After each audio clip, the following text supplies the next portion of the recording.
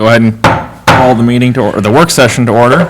And we will just go right into 2023 draft budget. Jessica or Maggie, you want to give us a intro overview? Thank you, Mayor. We're gonna have Maggie go over the presentation, and then we can talk questions and talk priorities and look at making any additional changes we need to for the next draft. Okay, good evening, Mayor and Council. I put together a quick slideshow on the 2023 preliminary budget. So to briefly go over the timeline, we need to adopt the preliminary budget by September 30th. If you want an additional work session, we can do this on August 25th. Sorry. And then we'll be taking a look at the water and sewer budget and presenting a draft budget in September or October. And then by December 28th, we need to adopt the final levies and budgets for 2023. And then some preliminary budget information. The county is estimating our preliminary tax capacity to be 16.3 million.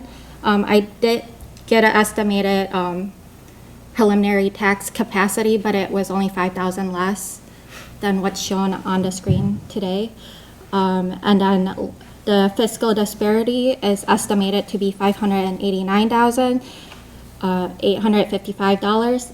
So that brings our adjusted net tax capacity to 15.7 million. Our draft 2023 tax levy currently is 7.3 million. And then I included an equation down below on this presentation that shows how we get our tax rate, our tax capacity rate. That would be our total tax levy, the 7.322 million minus the fiscal disparity, which is 589,000 over the adjusted net tax capacity of 15.7 million, and that brings our estimated 2023 tax capacity rate to 44.752%. Our 2022 actual tax capacity rate was 43.192, so that is an increase so far. Can I ask you a question? Yes. Yep. That fiscal disparities number, how has that changed since 2022? I don't have that number pulled up, but it's pretty close to what it Okay. was previously. And that's just a credit that the Hennepin County gets from Anoka County. And other, it's And a other it's a counties. 7-county metro area. Okay. It's We can't control that one, We but cannot we can control control that. the other two numbers. Yep, Okay. we have the ability to, Oh, we can control the the, tax Yeah. levy, which then One of them. impacts Yeah. the, okay, the tax levy is really our area that we can make adjustments. Yeah. I would note that over the last several years, the preliminary tax capacity has had a tendency to go up slightly each year as they finalize the tax capacity, but we do not have an estimate on what that could look like, The tax capacity. the total preliminary tax Oh, yeah. capacity. So last year when we did the 2022 budget, our estimated tax capacity rate was actually higher than the actual as well. So I mean, the 2023 tax capacity rate could come in lower or higher, depending what the county's final numbers are. So you had mentioned the $5,000 change, but that's not that's not the final number from the county? No, that's Okay. also an estimate. So this estimate that I have on here was a pre-estimate to their estimate. Gotcha, Yeah, because I didn't have that estimate from them yet. gotcha. And do you know when we're supposed to have that? We won't get final numbers until The end of the year. end of the year. Okay. Yeah, So- after. So we make our judgments based on the preliminary and generally have seen it go up. But Gotcha. we'll want, yeah, we try to be conservative with that and not anticipate that it's going to go up significantly. Gotcha. So I put together a slide to show what the changes to residential property properties would be based on the change of the tax rate. Based on this, if your house was estimated to be 250,000, and there was no change to the market value of the house, that would be an increase of $36.70 to that property's city portion of their tax. So we know that didn't happen this last year. Yes. Yep. There's a So, significant increase in valuations. yep, so I'll get to that. Okay. So on this next slide, the average home increased 18% in market value, and with the estimated tax capacity rate that we have currently, this would be the change to people's residential properties to their city portion of their tax.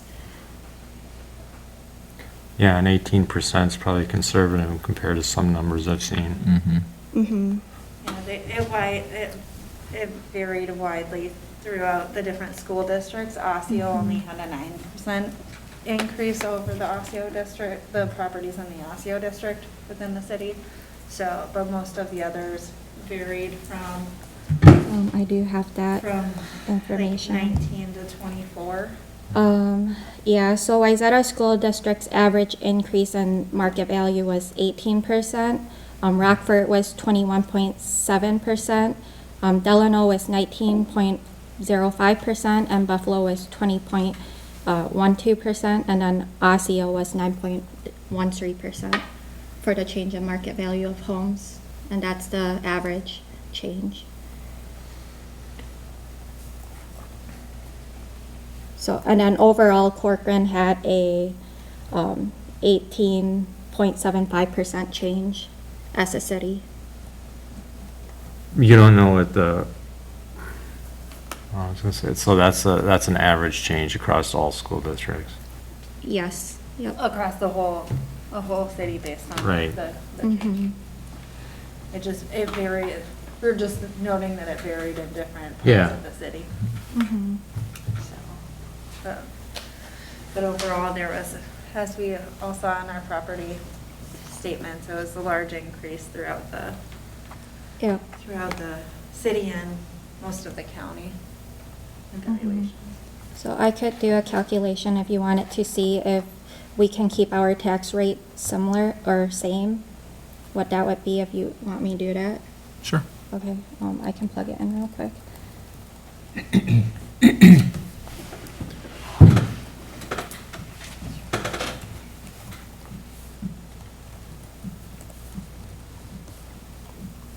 Yeah, I think just looking at this, people are gonna have a tough time swallowing a 22 to 25% increase on their property taxes from the city portion.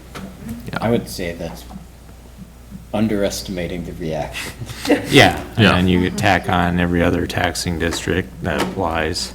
Yeah. I do have it on here, but it's not connected. So on a $500,000 home, if we kept the tax rate the same, with an increase of 18%, that would be $388.73 increase on the city tax portion.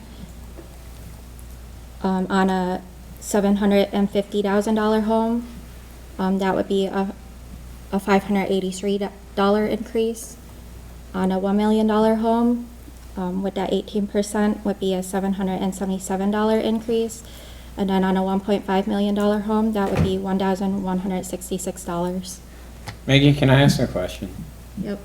Why is a house that's 250, the increase in tax from the prior year 25, and in all the other houses, the increase is 22?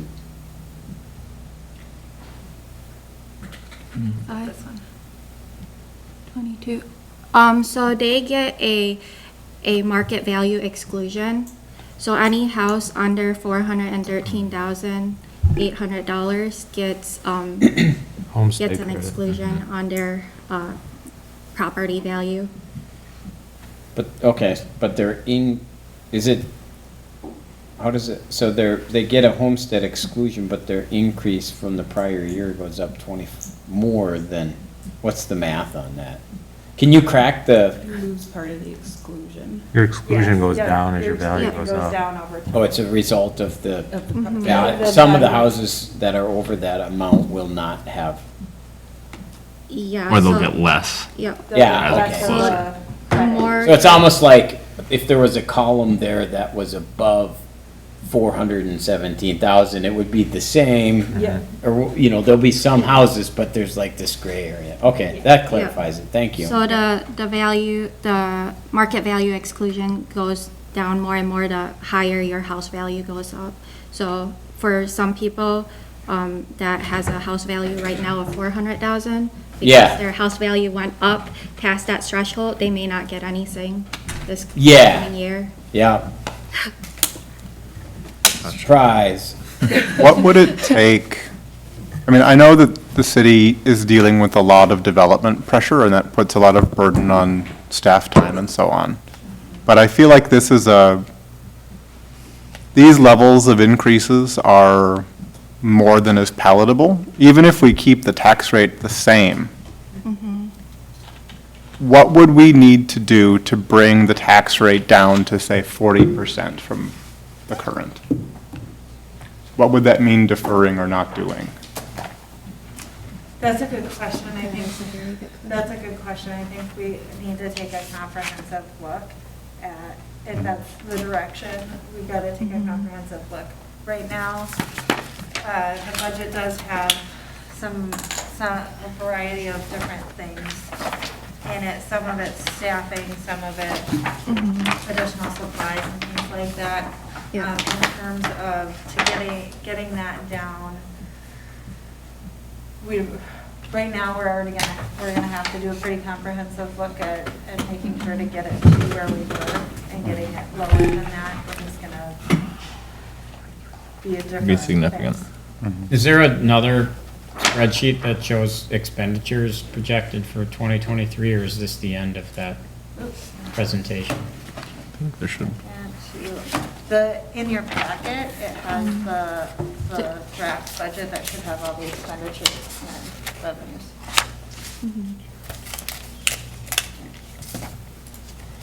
So if you, not taking into consideration costs, additional costs and ads and whatnot, if you kept the actual levy amount the same dollar-wise, and you have an 18% increase in value and an offsetting 18% in rate, you're talking a rate levy of like 38%. So that's the starting point. If we were to keep budget Yep. exactly the same. What? Say that again? So people are gonna say, well, what am I getting? You know, my value went up 18%. We know that's, okay, an average. Yeah. So they're not gonna expect their taxes to go up 18% proportion and not get additional city services involved. Yeah. So if you reduce your tax rate to 18, if all costs were held the same, right? We know that's not, won't happen because you've got increases for things that are outside our control.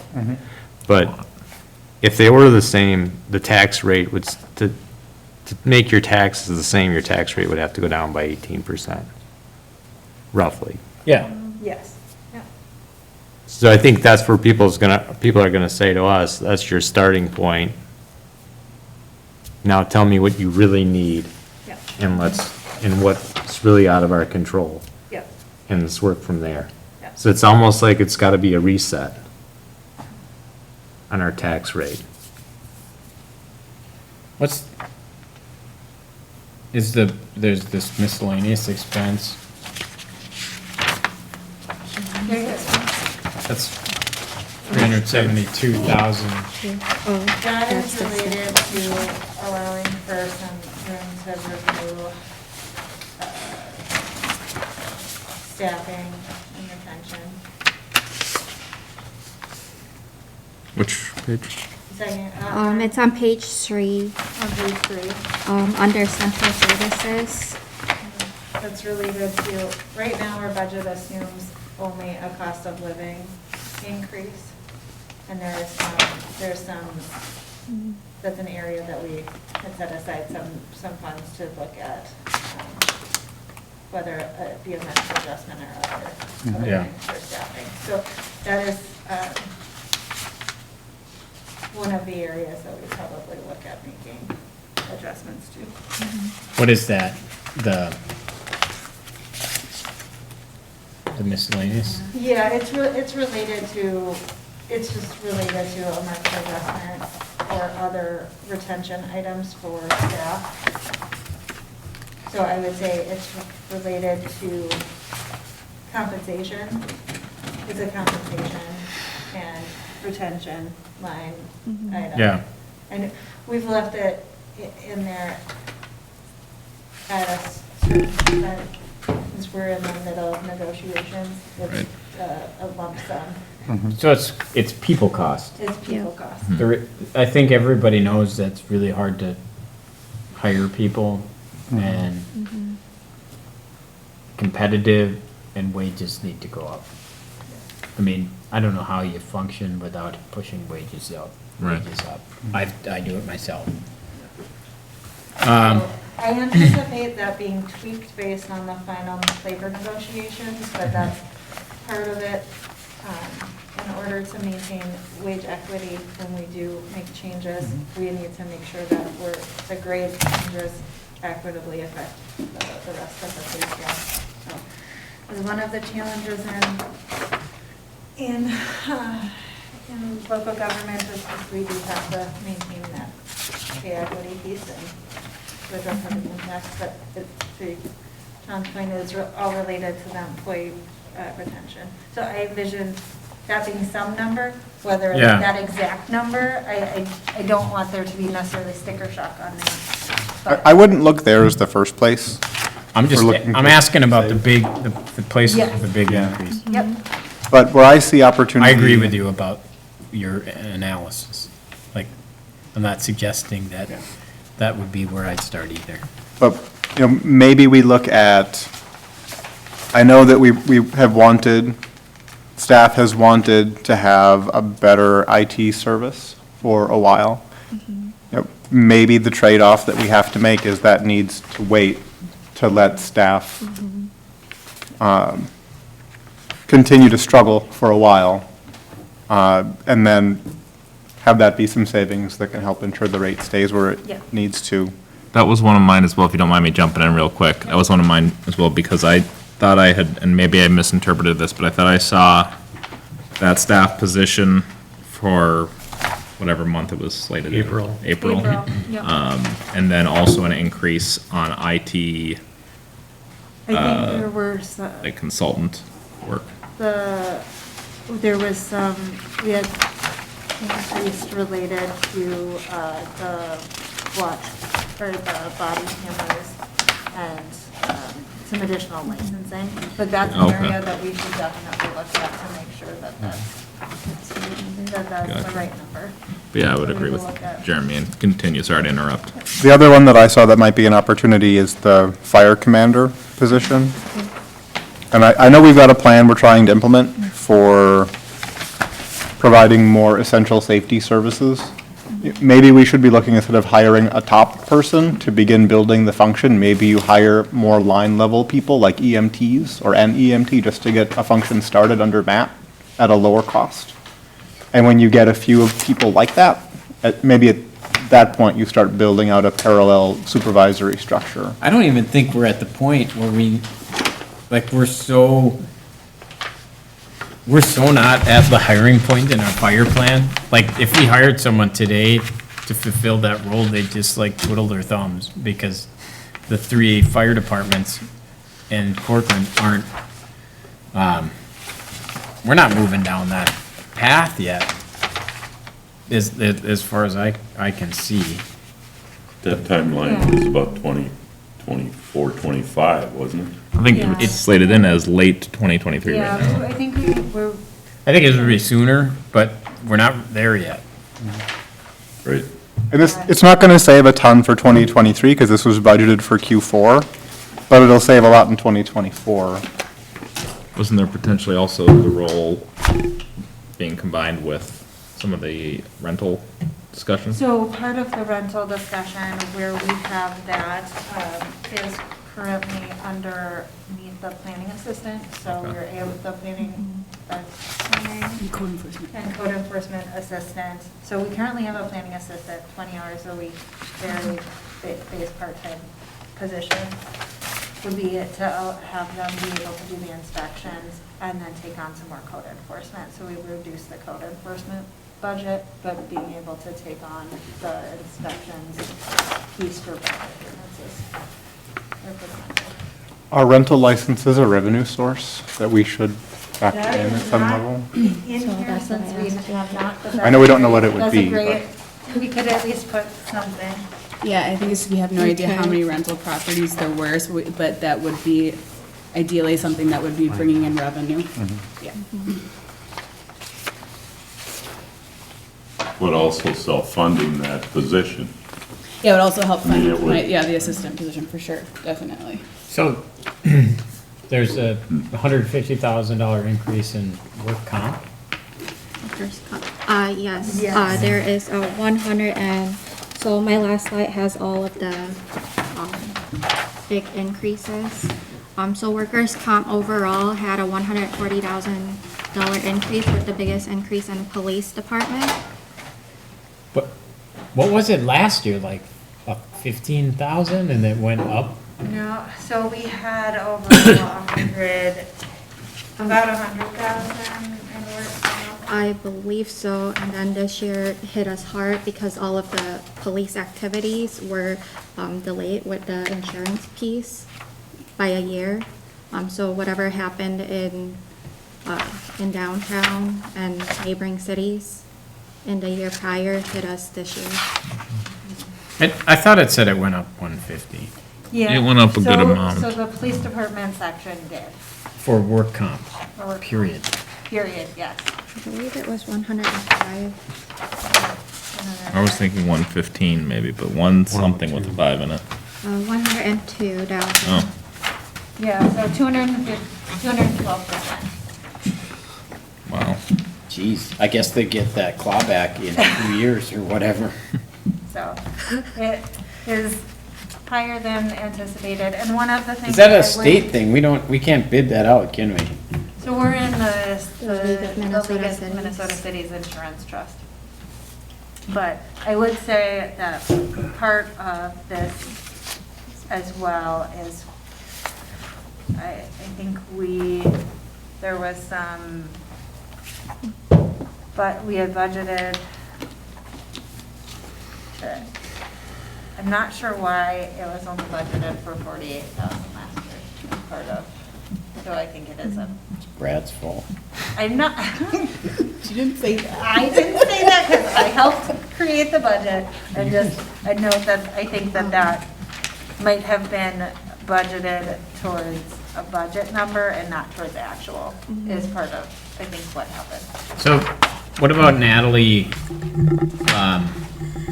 and having and Kevin, and not to single you out, but like the pattern of hiring internal and not using external resources for a lot of this stuff? Has the external, it's hard to tell exactly if that's been a budget positive thing yet. Landform went up, it looked like 25%. Yeah, that's What what, Landform.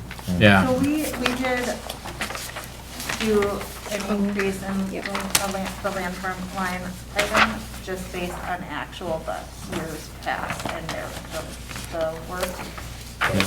It there a line looks like item we for have landform? gone over budget for multiple years, and so that's why we increased it. Was there an increase in their hourly? Not necessarily in their hourly rate, that was just, Yeah, it's just, usually by June, it's been exhausted, and the last few years, it just hasn't been accounted for in the budget. And so at this point, we're just trying to set ourselves up for success and to actually meet the budget. Ideally, I would be able to take on more. But we have to keep in mind, when I'm doing the zoning ordinance amendments, that means I have to, sometimes, like right now, with all the things I'm juggling, I have to have Kendra do some of the other applications where I could be getting revenue. So I think that's one of the trade-offs. Do you know what our so we're a pass-through entity to landowner through builders and developers for some stuff, but then Landform does some of our stuff. Yes. Is there a line item of Landform, the work they do for us as a Yes. city? Yep, it's Yep, on. that is on page 4 of 9, and then it's professional service, the first professional service on the page. That's budgeted in 2023 to be 75,000. Oh, yeah, my bad. So in Which the, is lower than what the actual was. yeah, so in the past, we've always been over budget, and we've never increased the budget. Oh, okay. So we were just So trying to then- get towards actual Yeah. with this budget. I know Maggie has done a fantastic job trying to make sure that we're budgeting for actuals to ensure that we're So- incorporating all the costs. In the past, what you would have seen when this was presented to you was 5 years of budget and no actuals. And so this year, I put 3 years of actuals, and then I compared, which you don't see on here, but I also gave out the year-to-date actuals to the department heads in order to make the 2023 budget. As So you're saying you did a more thorough. Yes. I will put 100% agree. process. He's trying to make sure that we're being as thorough as we can. It's almost like this whole thing is a reset to more Actual Real? numbers. along with, is it inflation, what do we call the extra price, so extra Yeah. costs and stuff? I Part of think it. There's some inflation, just definitely well, we're seeing fire service. Yeah, Right now, our fire service, which is in front of you, this week alone came in at $140,000 more than is in this. 120,000. Oh, 120,000. Yep. and the cause of that, why? It is the valuations and calls for service. Yeah. It's mostly just market valuation. value. Market value. Okay. With more construction. Maggie and I talked briefly about it this afternoon as well, about trying to wrap our heads a little bit more around future market valuations and what that does for, how that could impact our timing for other future fire improvements. Typically, we've been really focused on gathering data because we haven't seen the major fluctuations in market values, gathering data on calls for service. But in fact, market valuation might also be, just seems to be creeping up as a faster factor in trying to mitigate the impact of market value on our formula more so than calls for service or capacity for concurrent calls and that kind of stuff. How does market value affect the fees we have to pay for service? It's directly Based related, on it. so in the Rogers Fire District, the market values for the properties within that fire district is summed up times .00444, I think it is. And that's what we pay per year for fire service in Rogers. Loretto and Hanover have an element of market value, but also part of that is call hours. And so what we're actually seeing outpacing our formulas in being a price driver is more market value than actual calls for service. So is the expectation that as value goes up, those fire departments are investing in more equipment and people? Yeah, we can see all the fire department budgets, so they'll show us exactly what it's being spent on, where it's going. It's, and the, I guess, unfortunate part, I mean, taking a step back, we get tremendous value on our fire departments. However, when we take a step back and we're looking long range, I think it's probably really important to look at how we're going to invest, because right now, if we were to separate from any of those fire departments, we don't own capital in them. So we have, we're renting fire service currently. So the ones that have negotiated market value and a call for service base, if their service levels are down, they're basically getting a discount on over. Yeah, and I don't have the details in front of me, but I think it's a lot of it's proportional with all the other cities that they serve. So if it's down across the board, our proportion of that is still gonna stay the same. Oh, it's not based on the city's proportion of that. It is based on what percentage of the call hours were Corcoran versus, Okay. for instance, the other communities. So it's more, I guess it's competitive to the other communities Yeah. rather than independent. Okay. But if our market value increases, if the number of house increase, that means our market value increase, which means we take on more of that cost then. Right. I mean, in theory, we can spread that cost across more homes, right? So Yeah. that cost shouldn't really impact an existing homeowner. If anything, it should be fluctuating. Hopefully not. Yeah. Yeah, so when you say you presented to department heads actuals through a certain point in time, I'm just taking for an example on here, and I don't want to nitpick line by line, but like if you look at planning and zoning under training and instruction supplies, budgeted was 20,000, and then we're increasing it by almost 50% in 1 year. I mean, Training. support. is that based on, did you base that estimate on, we would go over budget by this year, so we're gonna give a little more for growth in that, or are we saying we just need to retrain so much more? So that includes some training for, like, a new staff The training budget didn't go up. and, You're talking about the professional services oh, budget? professional service. Training budget stayed the same as in 2022. Oh, sorry, I'm looking at the wrong line. I'm looking at plate insurance. Come on, Alan. Insurance? Gotcha. Okay, let's go to a different one. Okay. Under information, Give him a minute to find one. well, information parts, equipment parts and accessories, there's like 150% increase, and it says for copier lease and annual leases. Are you combining different things into? So that, under Oh, IT, under IT there, so Yep. we have, that is the account that pays for the copier lease, or annual licenses for all, so. For all Office departments. 365, Yep, for all departments. Information technology is across all departments. So are we really seeing that increase, or are we seeing it consolidated on that line so versus that- where it would have been somewhere else last year? Yep, so that one was normally budgeted in improvement other than buildings. However, in general fund, normally you don't use that line item. That would be for a capital fund that you would use that line item for, and then it would be depreciated asset. So I moved it to equipment, parts, and accessories. Okay, so it's a combination of things. It's not really an increase for that line item, 150% over the year. It's Yes. some proportion less because you're pulling it down other budget areas. Yes, yes. So that line item is actually just a $4,000 increase because part of that other portion was in that other line item. Okay. The improvement other than buildings. So I'm just trying to clean up our accounting a little and Yeah. count it in the right line item. No, I mean, if clarification like that's good for us to understand, because you look at it and go, this really stands out.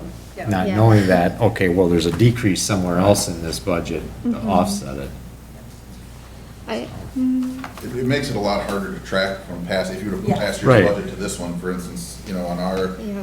502, 502, what is it? 403, we had a $3,000 increase, but that was because we pulled it out of 220, which was where we tracked all of our vehicle expenses before. Now we're Right. breaking out the service versus the actual capital purchase of the equipment. So there's still some adjustment in this. This new format is much more specific and much more detailed. We learned a lot going to it last year, but we also knew that it was gonna be off. We took our best guess at, we had our previous, for instance, vehicle stuff. We said, okay, it's probably this much repairs, this much capital. This year we learned, it's a lot more of this. And so we're shuffling. Yeah, I mean, maybe when you come out with another one, you add some little more commentary behind it saying, this is a combination of this, Yeah. this, and this from last year, and the overall increase is only X. That'd be Okay. helpful. So, We can certainly- if somebody picks it up off the street, they're gonna not go, why'd you prove that much increase? You're just throwing it away. Yeah. Uh-huh, okay. I'll put a little bit more comments on the next draft. Jess, there's not like a bunch of capital purchases in this budget. No, I would say that our capital purchases we do as part of our bonding every other year with our capital improvement plan. We do have some money in here that goes towards, is a transfer out towards the capital improvement. That's my revenue page. Trying to find what page it is on. It would be under revenue, on the first or second page. I'm so lost. You're fine, take it. Thank you. Is on, under other revenue on page 2. So at the bottom, we have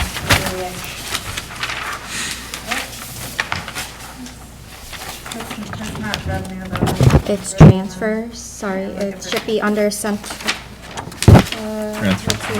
Transfers is under page, Central Services, page 4 at the top, under transfers. It's the fourth line item down. so that item there, that 360,000 that we have Oh, okay. here is increasing the capital improvement plan transfer of 325,000. So that transfer of that 325,000, we've been transferring about, we've increased from 200,000 up to the 325 and putting some of our money aside each year and levying for capital costs so we don't have to issue debt. So that's what the 325 is. We're still working towards that. And then we do have a transfer to the stormwater fund and a transfer to a facility fund. So we had started a facility fund last year to allow us to have some capital should we decide to purchase land or have funds available to, study where we would purchase land or any of those kind of things. If I can ask a real quick question. Yeah, of course. How much of a difference are we gonna see from taxes coming from new homes, or is that factored in That's here? all factored in. That is all factored So in that is here? factored into the tax. We're cap. expecting 400 homes next year, we're gonna get this much tax from those homes. and Takes a little longer It for a takes new Good home. longer for like 2 for it to years. come. It It's takes- a 2-year delay. This is my first Yep, so full-blown it's a deal, two- so there's two-year delay. time before we see those things. Yeah, Okay. so what we're seeing in this year's valuations would have been, well, so when you build a home, the first year, it is the land value for the Okay. platted land, and then the second year is the actual building itself. Got it. And so it's a 2-year lag. All of the tax capacity that we're seeing right now, their estimate is from January 2nd of this year. That's when their date and time for valuations is always the 2nd of January. Whatever property's on the books, or wherever your property is, if it has a house built on it, has a house built on it. If it's still under construction, it's not until the next year that you see that. So that's part of the lag, is they have to pick a day and time. And so it's always January 2nd of every year. So does that mean that homes built in 2020 are now being fully valued? Yes, Okay. yes, the ones in 2020 should be fully valued, is my understanding. When did the new assessing start? The new assessor, was that Hennepin County started when? In 2020, and they go through 2024. They started in September of 2020. That's when our, Assessing contract with them began. Before that, we're required by statute to have an assessor, and we had a different. yep, firm. no, I Yeah. was thinking it was more recent than 2020. Thank you. It was September of 2020, which was just an odd time. It's still been It's over not a our year. normal, it's not our normal time. Well, they would have had valuations for 2021 already done at that point, Yep. wouldn't I just, So, that, 20 that big a jump was all based off of The date, all of the it. hype and the value of property and, Yes, uh, at that snapshot in time. In 2020 was what, like 174 homes were built? I don't know the exact number off the top of my head. I'm working on the deposition. Mid-150s is my recollection. Yeah. And then it jumped in 2021 in this last year. 2021 was 293. 294. Shouldn't we have data available to us, Mr. Mayor? As to how much of the budget increase is caused by new housing and how much is caused by non-new housing? Isn't that part of that? The budget or the revenue? Are you looking? Both the spend, just the spend. So, or at least an approximation. Because some of that money you'll get back with that lag. And so because the revenues are 2 years behind, sometimes it's helpful to know that the new building is paying for itself. So when you go to most people in Corcoran and you say, I know fuel costs went up 100% this last year, and I know food costs went up 50% last year. The city is also gonna increase your taxes by 20 grand a year. I'll tell them to talk to the mayor, because I have nothing to do with that. No, I'm just kidding. They're gonna crap their pants, 22%. So, it might be helpful to the conversation, I think, to have an idea how much is caused by, or how much is related to new housing development, and make sure that the people who are not a part of that aren't paying for that. But then there's a people cost. Well, how much, because I think most people understand that there's wage inflation. Right. And so, it's obvious I don't know how we're gonna go from 28 to, I like inflation plus population growth. And if inflation is 9, population growth is 5, then you're at 14, and we're at 20 here, so. We're estimating population growth this year of 12%, 12.4. Are you serious? Annually? That's what we did the math the other We're day. like 293 times 3. Last year when we did the budget, inflation was 2. Wait, And now is it it's 293 new homes this year? That was last year. That was last year. Times 3, or whatever number you want to do. 2.8 is Back the- divided by our population, it's like 12.5%. Well, but our budget is going up, in theory, 28.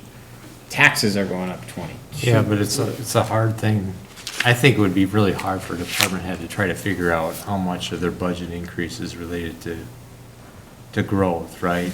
Because, you have things in there, you can't just say it's, oh, well, we added X more miles of road because of this, or we've had X amount of more calls in that area. Yeah, I totally get it, yeah. It would just be, And part of the Helpful. problem too is just the overall valuations of homes went up, and that's all market driven, My home value went up not because we built more homes than Ravinium, more likely it went up because 4 homes sold within my neighborhood. yeah, so just because your home value goes up 24% doesn't, I'm just saying as a city, that doesn't mean we can increase our city budget. That's what I'm 24%. saying, that's why I'm saying this 18% increase, having offsetting 18% in rate, and that's your baseline. Now work into, okay, well, work comp went up X, can't change work comp. Yeah. All things that we can't change, we can't control from the budget, we just have to factor them in. But the things that we can change, like maybe offsetting IT, pushing it back a year, things like that, I think we need to take a hard look Yeah, at. that's what, I agree with that. For sure. I'm just kind of talking about the pushback.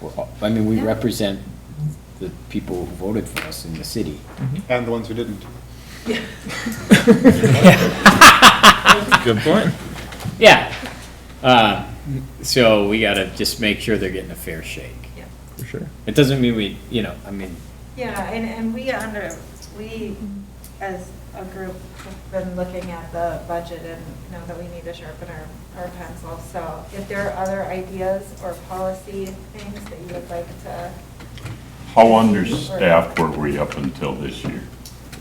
And are we still understaffed?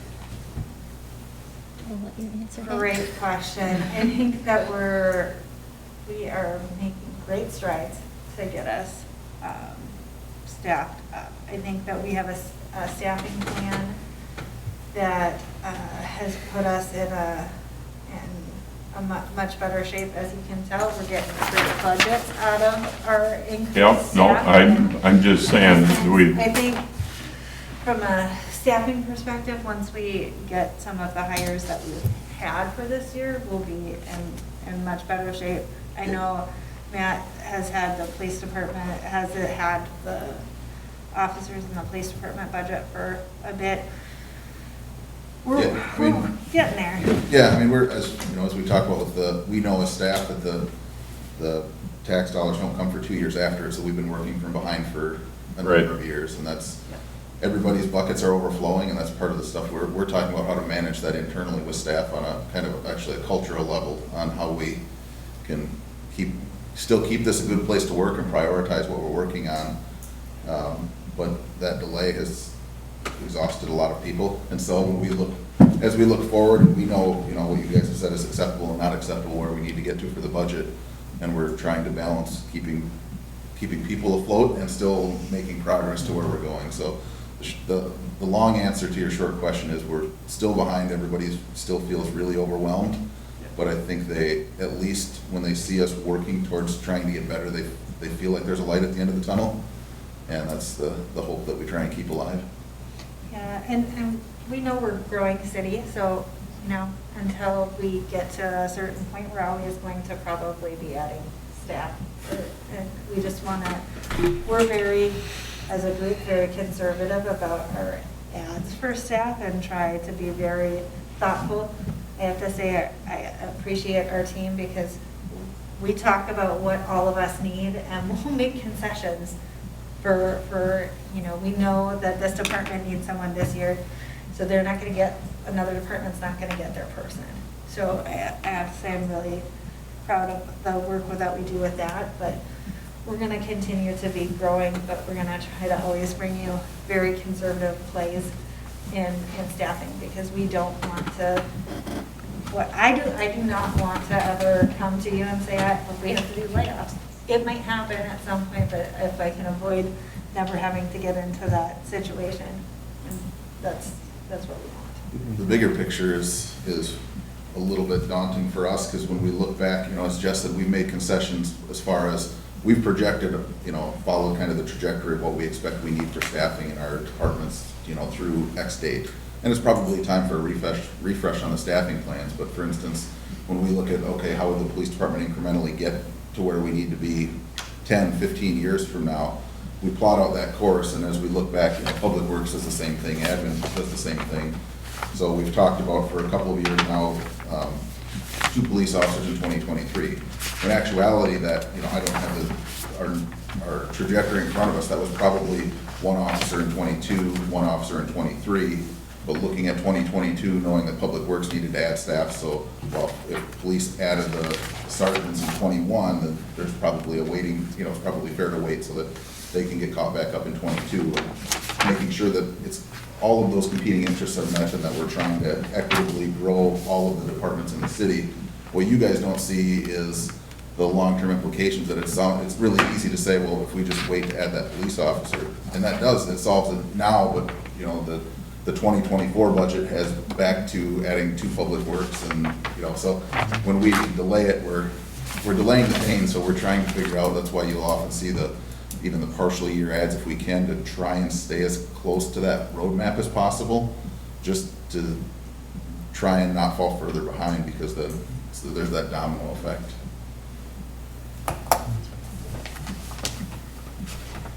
Anything else on the budget? We're going to get another crack at this on August 25th. August 25th. Right now, we have in the regular meeting, I have for us to schedule a work session for the 25th. And then potentially, depending on where we are with it at the September, that's not on there, for September meeting, Yes, we we could. could, Ideally, if we could, approve it at the first September meeting of, the September 8th meeting, it'd be great. Right. If we have to wait until the 22nd, because we need to make more tweaks or have additional information, we can certainly approve it then, but we have until the 30th gotcha. of September. So we have some time, and we'll have a couple looks.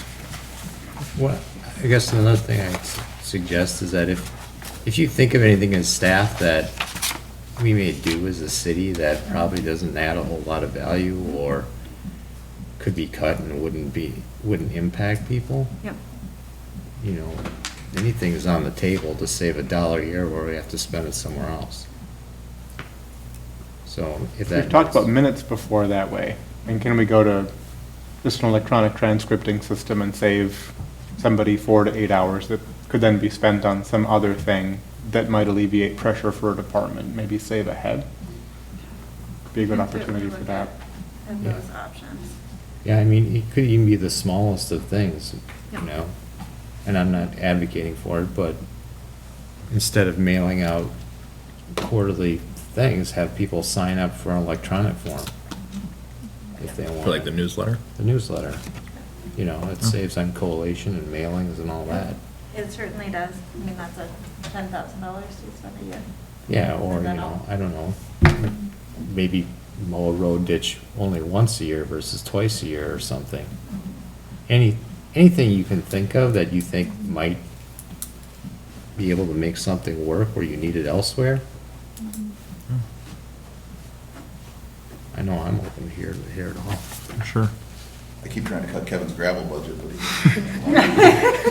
I mean, I'd say a good example of that, maybe that doesn't show up as, speaking of gravel, but when we purchased that large water truck that was out at 1990, right? That was double the size of a previous water truck, and we were able to eliminate 2 water trucks, and instead of 3 trucks cycling out, we have 1 or 2. And it looks like a big investment, but over time, it really saves us. Well, you're saving on employee costs running 3 trucks, right? Right, but it's like, it looks like we're actually making a significant purchase, but long-term, it actually lowers.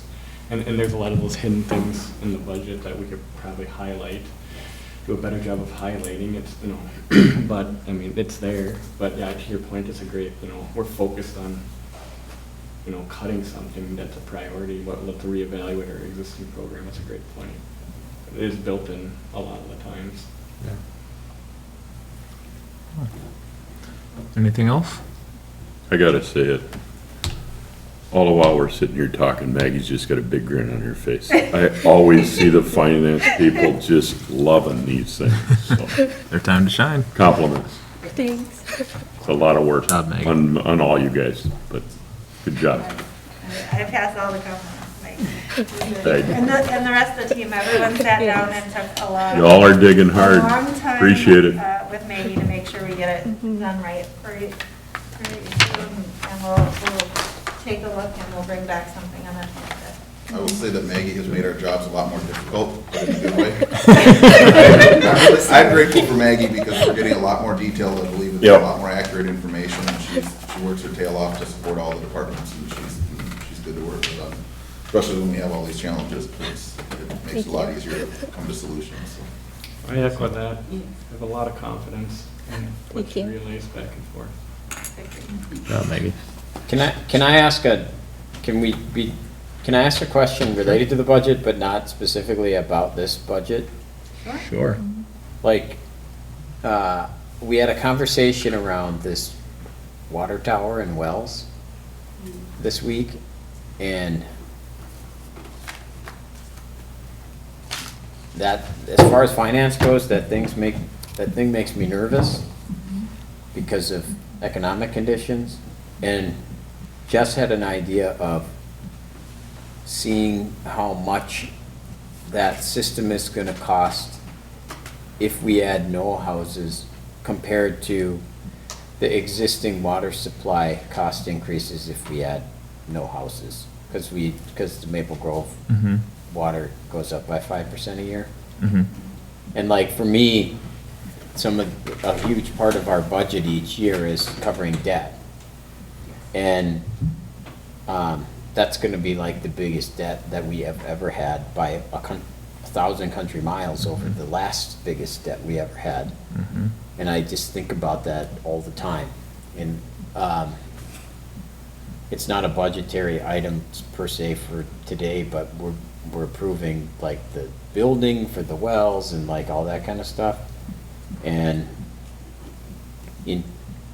I know that's coming up, and it's not on tonight, but I just want it a part of our thinking, since we're talking about budgets, like that thing with housing permits down, the economy slowing, inflation up, interest rates rising.